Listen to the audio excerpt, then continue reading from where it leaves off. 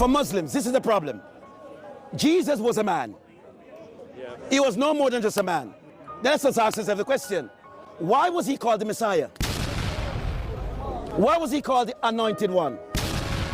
Why was he called the Holy One? Only God is holy. Why was Jesus given the title? Why is Jesus sharing the titles as God Almighty? Why is Jesus the only humankind on earth that was never touched by Shaitan? Why is Jesus the only man that is at the right-hand side of God? Everybody else is in the grave. Why is it Jesus, out of 144,000 prophets, is coming back again to redeem the earth? Why is it only Jesus alone the devil is scared of?